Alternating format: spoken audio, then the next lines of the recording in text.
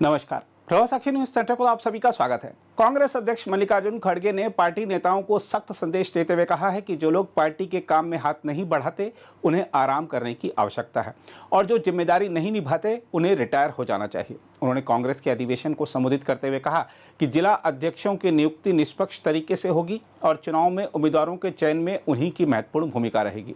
मल्लिकार्जुन खड़गे ने कहा, संगठन निर्माण में जिला अध्यक्षों की भूमिका महत्वपूर्ण होने वाली है, इसलिए इनकी नियुक्ति कांग्रेस के दिशा निर्देशों के अनुसार निष्पक्षता से होनी है।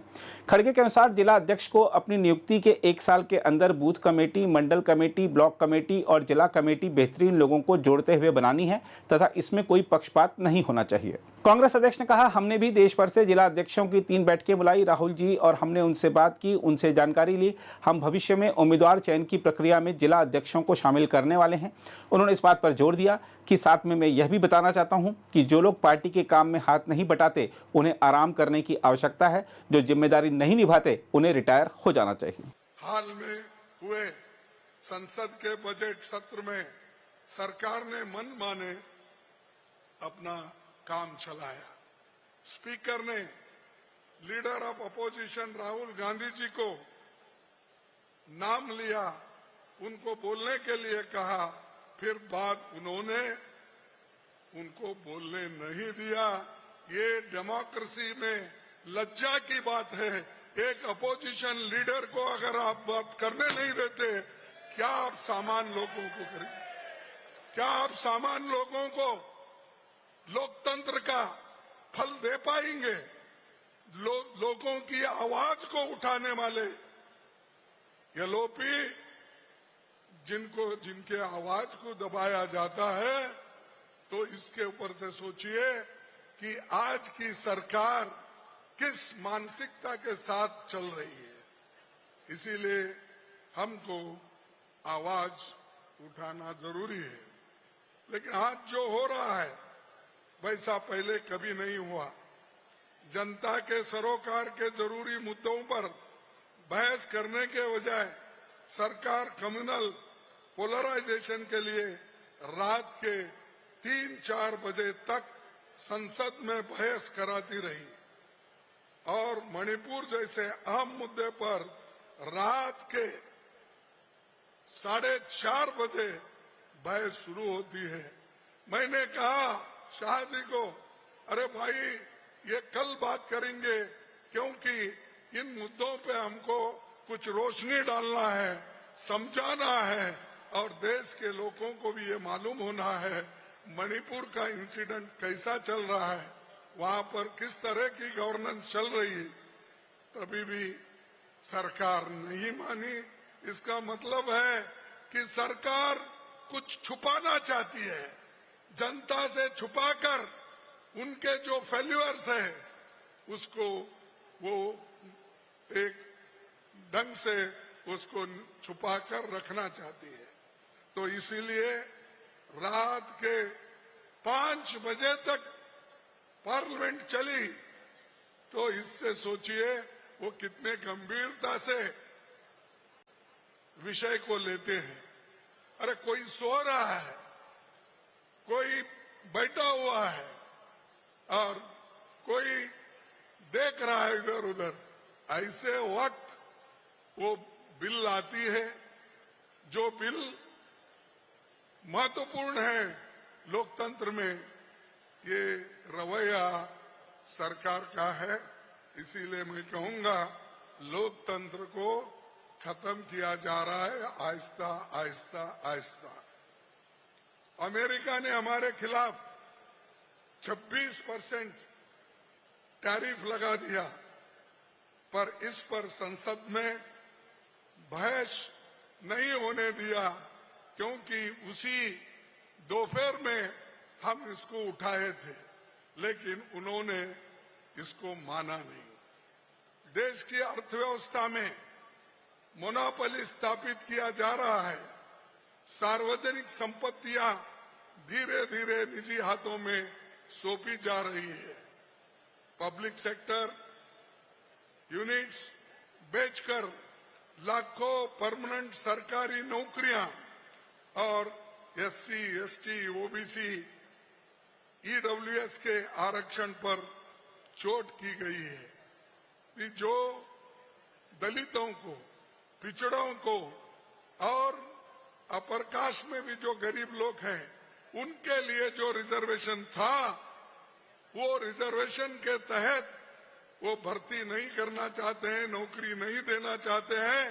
इसीलिए एक एक करके पब्लिक सेक्टर को तो बेच रहे हैं और अपने दोस्तों को वो सुपुर्द कर रहे हैं।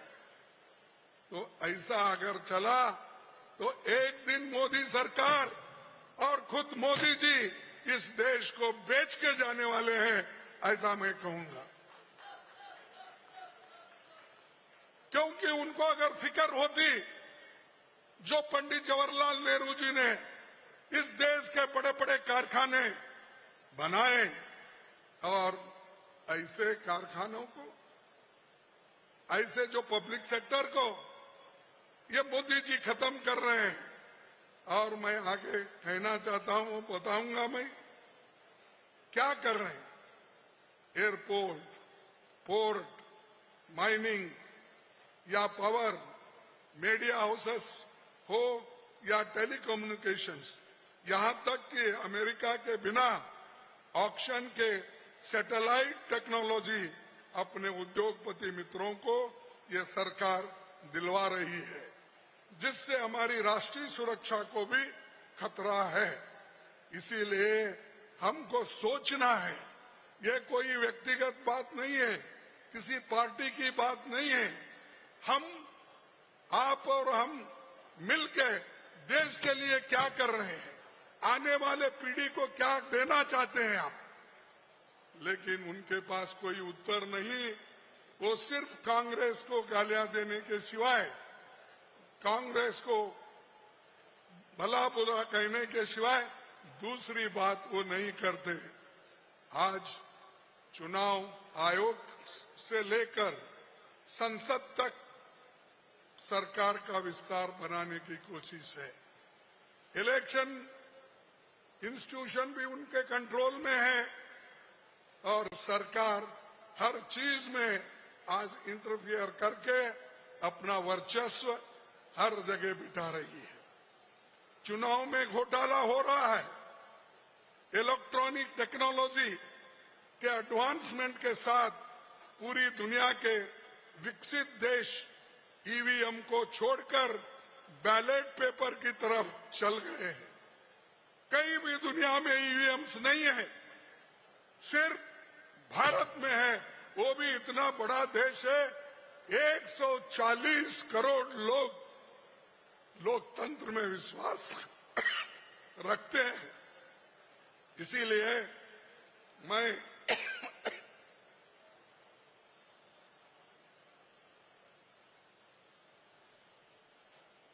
विकसित देश भी बैलेट पेपर में, लेकिन हम ईवीएम पे चल रहे हैं। ये सब फ्रॉड है, मैं ये कहूंगा। लेकिन वो लोग प्रूव करो। अरे आपने ऐसे टेक्निक बना लिए हैं कि जिससे आपको फायदा हो, अपोजिशन पार्टी को नुकसान हो, ऐसे टेक्नोलॉजी बनाकर अगर हमको हराना चाहते हैं तो आज नहीं कल इस देश के नौजवान उठेंगे और आपको हाथ पकड़ के ये कहेंगे हमको बैलेट पेपर होना चाहिए, ईवीएम नको। महाराष्ट्र में क्या हुआ? राहुल जी ने ये सवाल पहले उठाए, पार्लियामेंट में उठाए, प्रेस में बोले, हम लोग बोले, लेकिन सरकार असर नहीं हुआ। अरे असेंबली और पार्लियामेंट इलेक्शन के बीच में अगर 50 लाख वोट्स वहां पर ज्यादा होते हैं तो आप ही बताइए ये कैसा डेमोक्रेसी, ये कैसा इलेक्शन कमीशन, ये कैसा वोटर लिस्ट उन्होंने बनाया। सब फर्जी बना के जीत गए। महाराष्ट्र का इलेक्शन ये तो फ्रॉड है, डेमोक्रेसी पे ये एक मार है। इसलिए यही बात हरियाणा में भी हुई है। हो सकता है वो छोटे प्रमाण पे हुई, लेकिन सबसे बड़े पैमाने में हमारे पास ही है। अरे हमारे सीट सबसे ज्यादा पार्लियामेंट में आ सकते हैं, वही वोटर लिस्ट सिर्फ थोड़े दिन में बदल के एमएलए उनके आते हैं। मैं कहीं नहीं सुना, कहीं नहीं देखा कि ये बीजेपी वहां 150 सीटें लड़ती है और 150 सीटें लड़ती है और 138 सीटें लाती है। 90% रिजल्ट कभी हुआ है इस देश में? अनेक इलेक्शन हमने देखे हैं। मैं तो खुद 12-13 इलेक्शन लड़ा हूं। ऐसा कभी नहीं हुआ। जो फ्रॉड महाराष्ट्र में हुआ वो सिर्फ डेमोक्रेसी को तबाह और तंग करने के लिए और अपोजिशन को हराने के लिए उन्होंने ये काम किया है। इसके खिलाफ भी हमको लड़ना है। और वोटर लिस्ट में बड़े पैमाने जो गड़बड़ियां हो गई, इसको रोकने के लिए हम बहुत से सवाल और हमारे एडवोकेट्स भी और लीडर्स भी इस पर बहुत काम किए, लेकिन फिर भी हम इसमें पीछे हैं। इसको ढूंढ के निकालेंगे। जो चोर चोरी करता है वो आज न कल पकड़ा जाता है। उसके लिए हम वो कोशिश कर रहे हैं। भाइयों,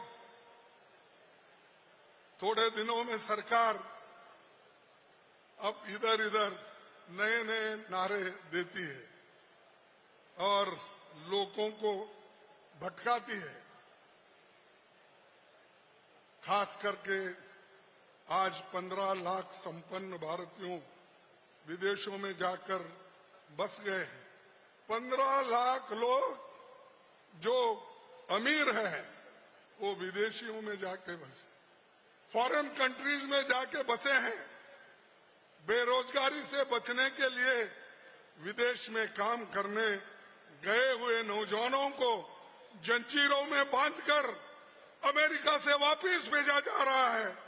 लेकिन हमारे प्राइम मिनिस्टर मुग्ध है, साइलेंट है।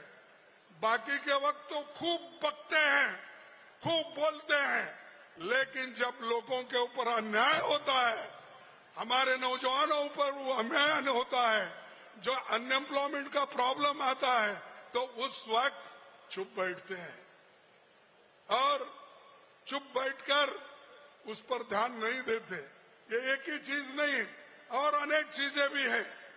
भाइयों, ये जो खास करके सत्ताधारी दल बार बार यही बताने का प्रयास कर रहा है कि भारत का विकास सिर्फ 2014 के बाद ही हुआ है। गुजरात की ही मिसाल लीजिए। यहाँ की अधिकतर संस्थाएं कांग्रेस राज्य में बनी है। चंडीगढ़ के बाद देश का दूसरा मॉडर्न सिटी गांधीनगर भी कांग्रेस की ही देन है। देन है या नहीं? गुजराती लोग यहाँ बैठे नहीं है ना? गांधीनगर कब बना? कांग्रेस के जमाने में बना। मोदी बोलते हैं ये मेरे जमाने में बना। आप मानते हैं इसको? और उसी तरह यहां पर बड़ी बड़ी शिक्षण संस्थाएं बनी, जिसमें आईआईएम मोदी के जमाने में बना, इसरो मोदी जी के जमाने में बना। और मैं ये पूछना चाहता हूं, श्वेत क्रांति, व्हाइट रेवोल्यूशन, वो भी 2014 के बाद ही बना। आप मानते हैं इसको? नहीं? क्या त्रिभुवन दास पटेल जो कोऑपरेटिव सोसाइटी, दूध की सोसाइटियां बनाई, क्या वो भी मोदी जी के जमाने में हुआ? कुरियन जो यहां पर बहुत बड़ा यहां लोगों को मदद किया, कोऑपरेटिव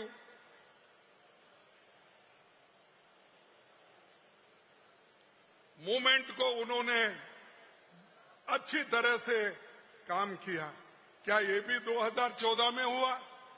मैं पूछ रहा, ऐसे बड़े बड़े काम हमारे लोगों ने किया, फिर भी 70 साल में कांग्रेस ने क्या किया? अब वो 70 साल छोड़ दिए, फिर 60 पे आए, अब 60 छोड़ दिए, 55 पे आए। 55 सालों में आपके, अरे भाई तुम तो 11 साल प्राइम मिनिस्टर हो गए, 13.5 साल चीफ मिनिस्टर है गुजरात के, फिर भी गुजरात को क्या आपने यहां के गरीबों का गरीबी हटाया? क्या दलितों का? आज मैं देखा एक दलित आदमी जो इनके जमाने में जब वो मंदिर में गया रामनवमी के लिए, वो हमारा एलओपी है, अंदर गया, दर्शन लिया, जब बाहर आया तो वहां के लोग गंगा जल ला के पवित्र करने का काम वो लोगों ने किया। ये शर्म की बात नहीं है। हम भी हिंदू हैं ना, जो दलित लोग हैं, जो पिछड़े हैं, जो अस्पृश्य लोग हैं, ये भी तो इंसान है ना, ये भी तो आपके हिंदू धर्म के ही वो अंग होते ना। उन्होंने अगर मंदिर में जाते हैं, दर्शन लेकर अगर आते हैं, तो आप वो गंगा जल छिड़का के उसको पवित्र करते हैं। ये शर्म की बात है। और बार बार ये कांग्रेस वाले हिंदुओं के खिलाफ है, ये हिंदू के मानते नहीं उसूल। यही उसूल मानना, हमको अंदर नहीं आने देते, दर्शन नहीं देते, हमका अपमान करते हो। और ये कल के पेपर में आए, ये बहुत दिन का नहीं, वो भी एक पॉलिटिशियन, वो भी एक एलओपी, उसकी हालत ये है तो सोचिए देहात में रहने वाले जो दलित हिंदू हैं उनकी क्या दशा होगी। मोदी साहब ये सुधारो पहले। शाह, पूरे आपके पास होम मिनिस्ट्री है, इन अत्याचारों को बंद करो, तब तुम इस देश के अच्छे होम मिनिस्टर बन सकते हो। लेकिन तुमको वो होना नहीं है। आपको सिर्फ ईडी, सीबीआई, आईबी इनके पीछे भागना है। गरीब लोगों को, छोटे मोटे व्यापारियों को तंग करना है, यह आपकी मंशा है। तो इसीलिए ऐसे लोगों से सतर्क रहना कांग्रेस का काम है। और ये काम सिर्फ कांग्रेस कर सकते हैं, ये काम सिर्फ राहुल गांधी जी कर सकते हैं, और सोनिया गांधी जी के आशीर्वाद से हम आगे बढ़ सकते हैं। मैं इसलिए बोल रहा हूं, राहुल गांधी जी के पास वो ऊर्जा है, नौजवान है, और विचारधारा उनकी अच्छी है, गरीबों के बारे में सोचते हैं, बैकवर्ड्स के बारे में सोचते हैं, और हर समाज के गरीब, सिर्फ एक कौम का बोल के नहीं बोलता मैं, वो चाहे अपर कास्ट के हो, लोअर कास्ट के हो, कोई भी, सबके लिए उनके दिल में जगह है, और उस ऊर्जा के साथ वो काम कर रहे हैं।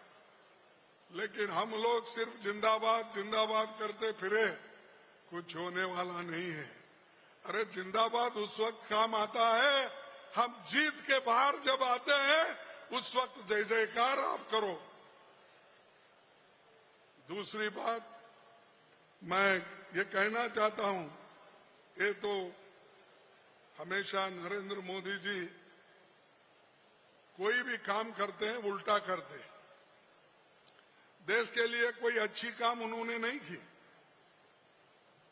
उन्होंने जो Pandit Jawaharlal Nehru ji planning commission establish किए, उसको भी उन्होंने निकाल दिया। और अपने मनमाने ढंग से उस इंस्टीट्यूशन को वो चला रहे। और इसी 5 ईयर प्लान से, नेहरू जी के 5 ईयर प्लान से ही ये देश आगे बढ़ा। लेकिन आज उसकी स्थिति क्या है आप जानते हैं। कभी जो देश के गरीबों के बारे में हमदर्दी नहीं रखता, वो इंसान हमेशा ऐसे गलत कामें करने के आगे चलता है। मैं ये भी कहना चाहता हूं, जब अपने जो आजाद फौज के सुभाष चंद्र बोस, वो जब कांग्रेस प्रेसिडेंट थे, उस वक्त उन्होंने प्लानिंग करने के लिए पंडित जवाहरलाल नेहरू जी को नियुक्त किया था। उस वक्त अरे हमारे पास तो आइडियाज आज के नहीं, हमारी सोच गरीबों के लिए कांग्रेस हमेशा इसका चिंतन और मंथन की है। और आप हमको कैसा तोड़ना, लोगों को कैसा भगाना, ये सब आप लोग कर रहे हैं। और इस 11 वर्ष में विपक्षी राज्यों के साथ सौतेला व्यवहार, सेंटर स्टेट रिलेशन इतने मजबूत थे कांग्रेस के जमाने में, यूपीए के जमाने, जब सोनिया गांधी जी चेयरपर्सन थे, मनमोहन सिंह जी जो हमारे प्रधानमंत्री थे, उस वक्त सेंटर स्टेट का रिलेशन इतना अच्छा था कि कोई भी कभी भी आके कुछ भी अपने लिए मांग सकता था। लेकिन मोदी जी के सरकार में अगर सच भी है जो उनको मिलना है, जैसा कि नरेगा का हो या और बजट में जो अनाउंस किए हैं, वो फंड पूछने को गए तो भी मोदी कभी नहीं देते। और आज हमारे चीफ मिनिस्टर्स, चाहे वो कर्नाटक के हो, चाहे वो तेलंगाना के हो, चाहे हमारे हिमाचल के हो, ये सब लोग, और झारखंड के हो, ये तड़प रहे। अरे भाई, नरेगा के लिए फंड्स दो, गरीब लोग गरीबी से जूझ रहे हैं, उनको काम दो। लेकिन मोदी सरकार उधर ध्यान नहीं देती, क्योंकि उनके मित्र दोस्त लोग अमीर है। तो जो अमीर का दोस्त है वो गरीब का दोस्त नहीं बन सकता। इसीलिए हमको ये सिखाना है, कहना है कि हम लोग इसको छोड़ेंगे नहीं, हम लड़ते रहेंगे। और दूसरी बात, विपक्षी राज्यों में इनके भेजे हुए गवर्नर कैसा काम कर रहे हैं। कल सुप्रीम कोर्ट ने ऐसा फटकारा मारा, वो जिंदगी भर हमारे मोदी साहब और उनके गवर्नर याद रखना चाहिए। आप पढ़े होंगे, पढ़े या नहीं, यही हमारे लोगों की मुश्किल है, ये नहीं जानते। अरे गवर्नर को तो, जो गवर्नर ने अपने पास बिल रख लिए थे, चाहे तमिलनाडु का हो, चाहे कर्नाटक का हो, चाहे हिमाचल का हो, चाहे तेलंगाना का हो, जा जाके बिल वेस्ट बंगाल का हो, ये बिल्स उन्होंने असेंबली में पास करके भेजा था, वो गवर्नर लेकर बैठ गए थे। और बैठ गए, एक दिन नहीं, 2 दिन नहीं, 1 महीना नहीं, 2 महीने, सालों से। इसीलिए सुप्रीम कोर्ट ने कहा, ज्यादा दिन, आप हिंदी में बोलते ना कुंडली, कुछ सांप ऐसा कर कुंडली से ऊपर बढ़ता है ऐसा, हाँ कुंडली, तो अब नहीं चलेगा। बोले वो आपके पास जो भी बिल है, या पास करो या उसको वापस भेजो, रिजेक्ट करो, लेकिन आप ऐसा ही रखेंगे। और उन्होंने आगे ऐसा ऑर्डर दिया, जो लोग बिल भेजे हैं गवर्नर के पास, वो सारे बिल समझो कि उसको मंजूरी मिल गई, कोर्ट ने दिया। तो उनको ये तो गवर्नर और इस सरकार को थप्पड़ मारे। अरे अगर आप साइन करते जो अच्छा है तो आपको क्रेडिट मिलता, लेकिन आज सुप्रीम कोर्ट को ये कहना पड़ा कि आप गवर्नर जो भी रख लिए हैं सालों से उसको मंजूरी समझकर आगे का काम करो। इसीलिए हमारे मुख्यमंत्रियों का काम आसान हो गया, बैठे जगह सब कुछ मिला।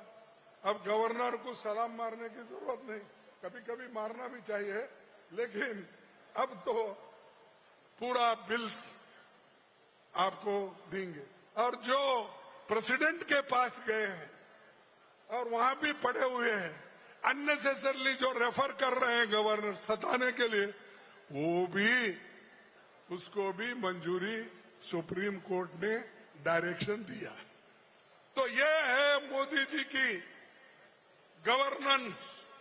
और ये मोदी जी सब विपक्षियों को सताने के लिए काम करती है, देश के लिए नहीं, देश के भलाई के लिए भी नहीं है। तो आज वो दिन देखने को मिला, जो गलत काम करते हैं उसको भी थप्पड़ सुप्रीम कोर्ट मारती है। और दूसरा, शिक्षा का आप देखे होंगे, पढ़े होंगे, सोनिया गांधी जी ने एक लेख लिखा था और उस शिक्षा के बारे में उन्होंने पूरा एक पेज लिख कर दिया। आज की शिक्षा कम्युनलाइजेशन हो रहा है, आज की शिक्षा कमर्शलाइजेशन हो रहा है, आज की शिक्षा जो गरीबों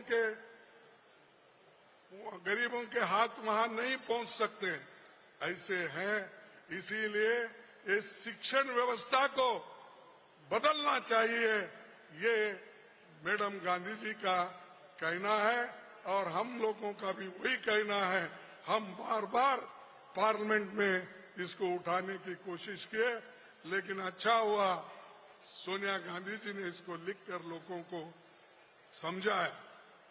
और दलित, आदिवासी, पिछड़े, अति पिछड़े, गरीब बच्चे उच्च शिक्षा से दूर होते जा रहे हैं।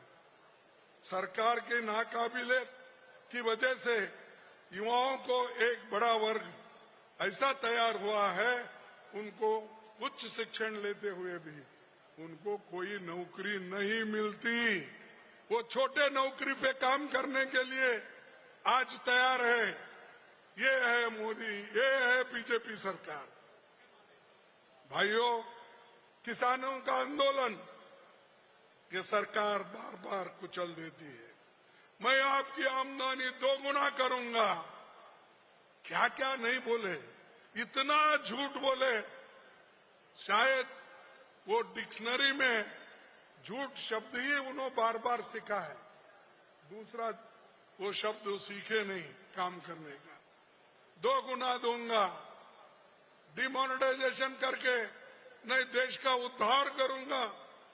इसीलिए मैं आपसे विनती करूंगा कि ये जो मोदी जी के करतूत है, इसके खिलाफ हमको लड़ना चाहिए। केंद्र सरकार ने जब महिला आरक्षण कानून बनाया तो कांग्रेस पार्टी की मांग थी कि इसे तत्काल लागू किया जाए। ये तो हमने किया, लेकिन उसको लागू नहीं कर रहे। सोनिया गांधी जी ने बहुत कोशिश करके इस बिल को पास करवाया, लेकिन ये बीजेपी सरकार सो रही है। हम चाहते हैं कि वो इसको जल्द से जल्द इम्प्लीमेंट करना चाहिए। साथियों,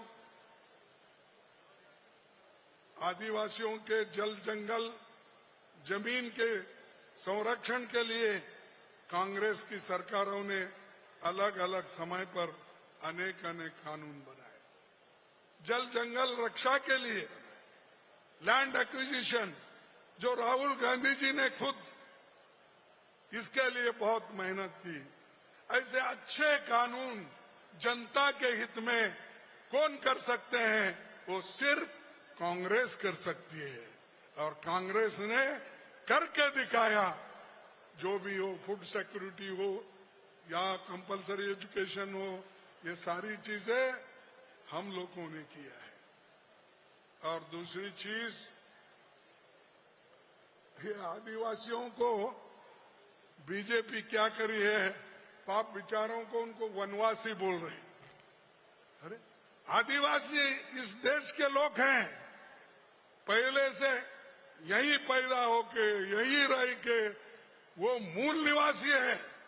उनको बीजेपी वाले बोल रहे हैं कि अपना वनवासी है। ये नया शब्द ही मालूम हुआ, ये कहीं कोई सुना नहीं। वनवासी बोल के उनको अलग करना चाहते हैं, और जो मूल निवासी है, चाहे वो दलित हो, चाहे वो कमजोर लोग, और जो भी शेड्यूल ट्राइब के लोग हो, उनको अलग करके डिवाइड करने की कोशिश कर रही है। भाइयों, और बहुत से बातें हैं, और दलितों के ऊपर इतना अत्याचार हो रहे हैं, लेकिन कोई पूछने वाला। कांग्रेस के जमाने में अगर छोटी बात भी होती, कहीं गलती होती, तो बहुत बवाल मचता था। टीका टिप्पणी लिखने वाले भी खूब लिखते थे, टीवी में दिखाने वाले भी खूब दिखाते थे। भाई इतने अत्याचार हो रहे हैं, कहाँ है हमारे पत्रकर्ता, कहाँ है हमारे टीवी वाले, कहाँ है हमारे लीडर्स? सब बच गए, सब देख रहे नहीं, क्योंकि उनके मालिक अमीर लोग हैं, और जो सब मोदी के पास बैठे हुए हैं, क्योंकि मालिक लोग डरते हैं सच बात। इसीलिए आज फ्रीडम ऑफ स्पीच का भी, या फ्रीडम ऑफ राइटिंग, इसका भी बंद हो गया है। और एक हमने ये राहुल जी बार बार उठाए, जो सेंसस की बात है, 2021 की सेंसस लाओ, तभी शेड्यूल क्लास बैकवर्ड्स को उनका रिजर्वेशन ठीक ढंग से मिलेगा। और 2011 के जनगणना आंकड़ों पर चल रहे, उसको अगर हम इम्प्लीमेंट करेंगे तो ही हमको 14 करोड़ लोग नेशनल फूड सिक्योरिटी एक्ट के अंदर आएंगे, और बाकी योजनाओं के फायदे वो लोगों को नहीं मिल रहा है, वो मिल पाएंगे। और जाति जनगणना ये जरूरी है, ओबीसी का जनगणना करना, उनके हकूक को उनको प्रोत्साहन देना, और हम लोग उस बारे में जातीय जनगणना बैकवर्ड क्लास के लिए बहुत जरूरी है, ओबीसी के लिए जरूरी है। जब ये जनजाति जनगणना होगी तो उनके जो भी ये है, जो शिक्षा का हो, नौकरी का हो, और उनके हकूक के लिए वो लड़ते रहेंगे। लेकिन वो काम मोदी जी नहीं करना चाहते। अपने आप को मोदी जी कहते, पहले तो नहीं कहते थे, अब इधर इधर ये कह रहे हैं कि मैं बैकवर्ड हूं, मैं फलाना हूं। अरे भाई, आप बैकवर्ड है तो बैकवर्ड के लिए जनगणना लागू करो ना, करो। आपको कौन रोक?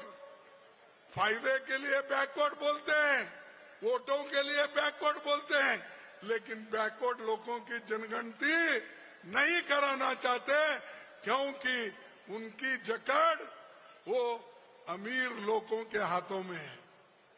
और जो लोग पहले से ही ये गरीबों को कुचलने वाले लोग जो भी है, उनके साथ वो है।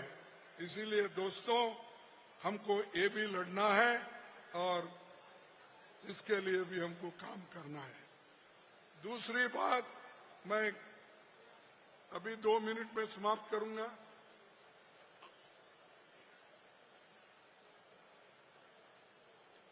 बहुत से बैकलॉग वैकेंसीज है और एमएसएमई यूनिट्स बंद हो गए हैं। अब लोगों को नौकरी नहीं मिल रहा। 5 वर्षों में एमएसएमई यूनिट्स 5 लाख बंद हो गए। और कल देख रहा था मैं, क्या परसों, मोदी जी का भाषण 10 लोगों को बिठा के उन्होंने पूछ रहे थे मुद्रा योजना कैसी है, कितना फायदा आपको हो गया। आप देखे होंगे टीवी पे। ये मोदी जी सिर्फ पब्लिसिटी के लिए काम करते हैं और वो भी छुप छुप के, घर में बुला के, अरे मैदान में आओ, लोगों को मिलो, आपकी गवर्नेंस कैसी है लोगों से पूछो। अपने घर में 8-10 लोगों को बुला के नहीं पूछ सकते। इसको आपको अंदाजा नहीं मिलेगा कितने अनएम्प्लॉयड है, कितनी बेरोजगारी है, कितने एमएसएमई बंद हो गए हैं, तभी मालूम होगा। लेकिन वो कभी आते नहीं और लोगों की बात सुनते नहीं। उसके बाद आपको तो मालूम है 2 रुपए बढ़ा दिए सिलेंडर, डीजल, पेट्रोल, कच्चे तेल, सब पे 2-2 रुपए बढ़ा। और वो कहते थे मैं कम करूंगा। तो भाइयों, ये जो मोदी जी हमेशा गरीबों के खिलाफ काम करते हैं, गरीबों के लिए कुछ उन्होंने नया सोचा भी नहीं है, समझा भी नहीं है। इसीलिए मोदी जी की मेक इन इंडिया भी फेल्योर हो गई। मोदी जी का हर जो उनके पास विषय था उसको उन्होंने कभी आगे नहीं बढ़ाया। तो मैं यही कहूंगा, सत्ताधारी दल भविष्य की चुनौतियों की तैयारी करने के बजाय 500 साल पुराने मुद्दों को उभार कर सांप्रदायिकता भड़का रही है। उनके आरएसएस के चीफ ने बोला, अरे भाई, हर मस्जिद के नीचे शिवलिंग मत ढूंढो, वो जो हो गया हो गया। उन्होंने कहा, फिर भी वो नहीं सुनते, कुछ ना कुछ उठाते हैं और लोगों को डिवाइड करते हैं। ये मोदी जी अंगार लगा के छोड़ देते हैं। आरएसएस और उनके सभी वर्कर्स उसमें पेट्रोल डालते रहते हैं। तो भाइयों, आखिरी बात मैं ये कह के अपनी बात समाप्त करूंगा। डॉक्टर अंबेडकर जी ने भी ये बात, डॉक्टर अंबेडकर जी ने ये बात कही थी, यदि राजनीतिक दल अपने पंथ को, देश के पथ को देश के ऊपर रखेंगे तो हमारी स्वतंत्रता एक बार फिर खतरे में पड़ जाएगी और स्वभावतः हमेशा के लिए खत्म हो जाए। हम सभी को इस संभाव्य घटना का दृढ़ निश्चय के साथ प्रतिकार करना चाहिए। हमें अपनी आजादी की खून के आखिरी कतरे के साथ रक्षा करने का संकल्प करना चाहिए। ये अंबेडकर जी ने कहा।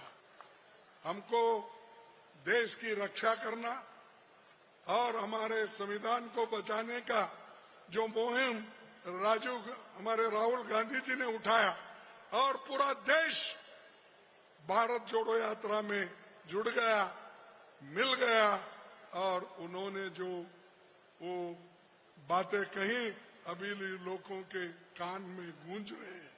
तो हमको ये सब मिलके वो जो चीजें हैं उनको भी आगे लेके जाना है और नए पीढ़ी को भी हम ये कहना है कि हमारे लोग ये नए उसूलों के साथ आगे बढ़ेंगे। और एक मैं, नेहरू जी ने कहा था,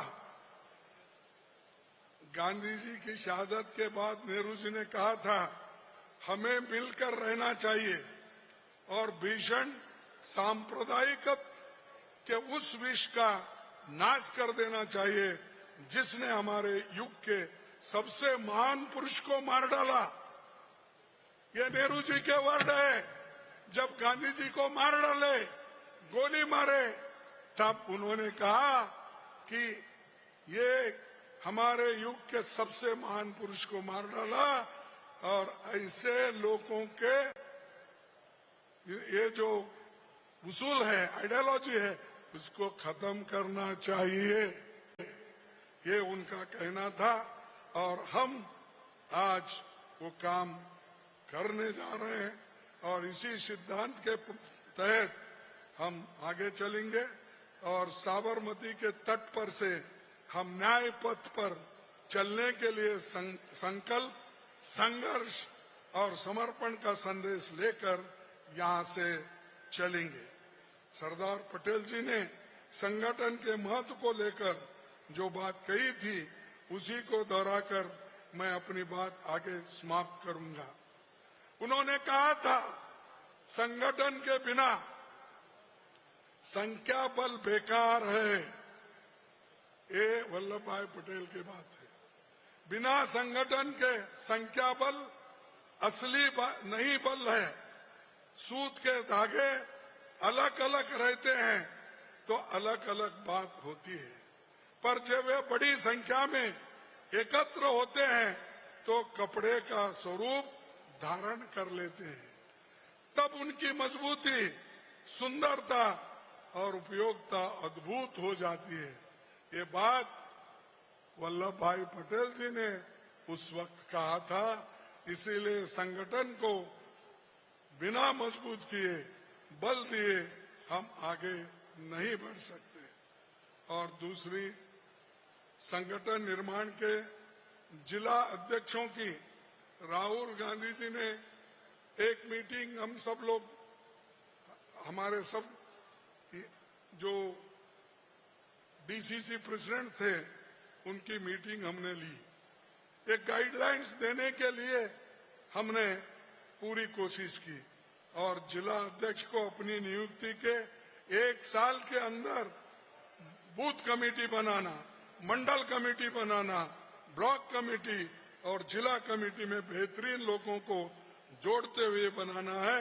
इसमें कोई पक्षपात नहीं होना चाहिए। और संगठन निर्माण में जिला अध्यक्षों की भूमिका महत्वपूर्ण होने वाली है। इसलिए इनकी नियुक्ति स्ट्रिक्टली एआईसीसी गाइडलाइंस के अनुसार निष्पक्षपात होना है। और हमने भी देश भर से जिला अध्यक्षों को 3 मीटिंग ली और आगे का कार्यक्रम हम करते रहेंगे। साथ में ये भी कहना, जो लोग पार्टी में काम हाथ नहीं बटाते, मैं ये महत्व का मुद्दा रखूंगा। जो लोग पार्टी के काम में हाथ नहीं बटाते, उन्हें आराम करने की आवश्यकता है। जिम्मेवारी नहीं निभाते, उन्हें रिटायर होना चाहिए।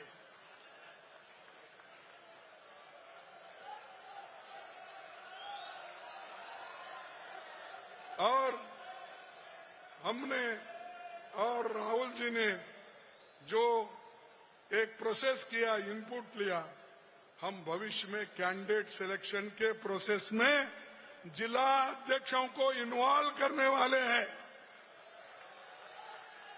गुजरात के साथियों को मैं कहना चाहूंगा कि आप संकल्प लेकर अपने घरों से निकल पड़िए। सफलता आपके कदम छूने के लिए तैयार है। हम फिर से भारत की आजादी की लड़ाई लड़ रहे हैं। आजादी की इस दूसरी लड़ाई में दुश्मन फिर से अन्याय, असमानता, भेदभाव, गरीबी और सांप्रदायिकता ही है। फर्क बस ये है कि तब अन्याय, गरीबी, असमानता को बढ़ावा विदेशी देते थे, अब हमारी खुद की सरकार दे रही है। तब सांप्रदायिकता का फायदा विदेशी उठाते थे, आज स्वयं हमारी सरकार उठा रही है। पर हमें ये लड़ाई भी जीत कर रहना है और इसके लिए राहुल जी तैयार है, हम हैं और सोनिया गांधी जी का आशीर्वाद हमको है।